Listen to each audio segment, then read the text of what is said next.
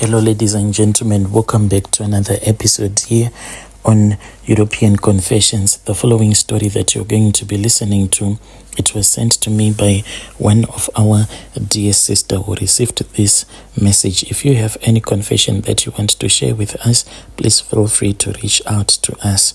The message reads like this. How are you? Can you please post my own story? Is anonymous. I am a 57-year-old man. Life has taken me from heights I once thought I deserved, right down to the bottom. Originally, I do come from Malawi, but when I came to South Africa a very long time ago, I never returned back home. I then got married to this other woman. So, currently, I can say that my home, originally now, I am from Malamulele, but now I am stuck in Deep Sloot. I am working as a security guard. I always thought that I would retire comfortably because I really had a nice job and I made my mistakes. After I had gotten married to my wife many years ago, that was when we started sorting everything out, and then I returned back to school because I had the desire to make money. But the choices that I made, they led me to a place I never imagined I would end up. Years ago, I was a train driver. I worked that job for what felt like forever, always feeling like there was something more that I could have, but at least the money was okay. I was able to take care of my family, but I felt like there was something that I was missing out on. I did not want to spend my whole life working and struggling so that I can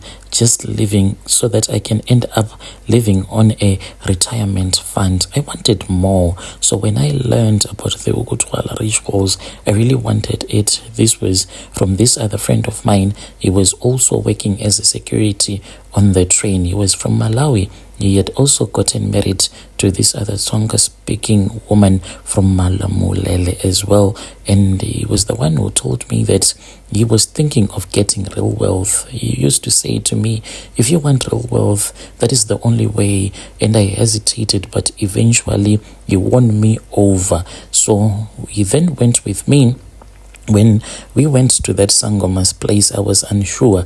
I knew that this thing that we were doing, it was either we were going to win or we were going to be scammed by these Sangomas. Anyway, I just said, let me just see exactly what is going to happen. So we were told that each and every one of us, we had to come up with 3 sacrifices. So as for me, when I was taken into the consultation room, I was told that the people that I had to sacrifice, they were not supposed to be related by blood to me, because all that I wanted to do at that time was to sacrifice at least my daughter, because me and my wife, we still had one child by the time that I did those rituals. And I wanted to speak with the Sangoma, saying that in the future, if it happens that I have 2 more kids, then I'll end up sacrificing those 2 kids. So I was then told that I had to sacrifice those that did not share the same blood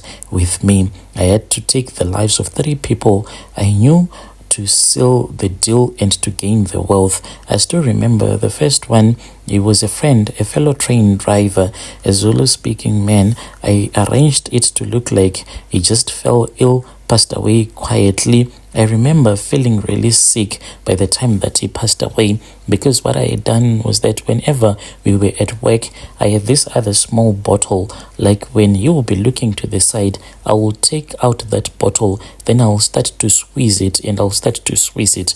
Then he'll start to complain, saying that he has a terrible stomach ache. So each and every time I'll be squeezing the bottle, it was like I was squeezing his intestines until he passed away.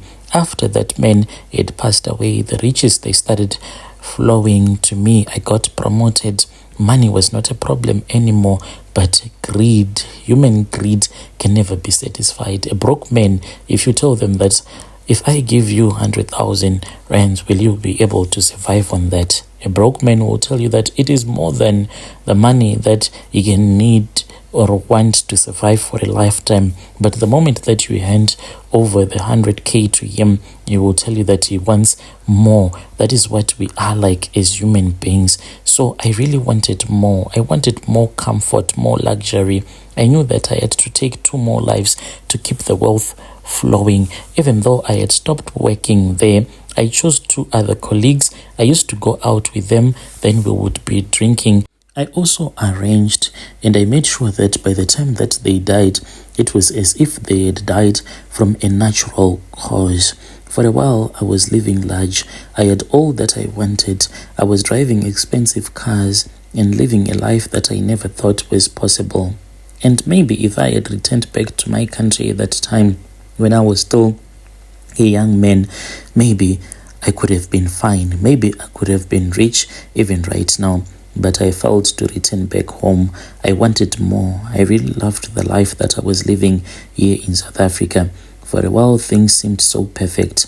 I bought a big house. At my house, people knew that was where the disco parties were always at. And I totally loved the attention that I used to get when everyone would be around me, focusing their eyes on me. But as the years went on, that was when I saw that things were not okay. Everything started to fall apart. Slowly, the money began to dry up, and the investments that I made, they turned out bad. My own workers, they would steal so much money from me. Friends that I thought were loyal began to distance themselves from me. It was like everything was slipping through my fingers. My health then took a turn for the worse. That was when my wife left me and she returned back to her province. And when I would go to the doctors, it was always money after money. I was wasting money on my health. That was when I started to have nightmares. So I would see the men that I had sacrificed. They would come to me saying that their own kids, they are suffering. So they had came to me to claim their wealth. I was haunted by these nightmares. I could see their faces, hear their voices, and they were always angry at me, telling me that I needed to confess. When I refused, that was when I was told that I was going to be punished. Since I still had a lot of money, I said, punish me with what? Because already I was living a very comfortable life. Eventually, I lost everything. I had to sell the house, the cars, and the luxuries I once held dear. I moved to Deep Sloot. I am not the man that I used to be. Now I am working as a security guard. Life is very hard, barely scraping by. I'm getting old. I am unable to retire because I cannot afford it. As for that woman that I was once married to, the last time that I called me, she told me that she does not want to see me there in her village, there in Malamulele. I really do not know what exactly am I supposed to do, and I cannot go home. After these years, it has been more than 30 years that I have been here in South Africa. If I want to go to Malawi, where exactly am I going to? I don't even think that most of my relatives, the ones that I knew, they are still alive. Dear listeners, right, there was a message that was sent to me by one of our admin who helped us with this translation. Strange things indeed they do happen in this world.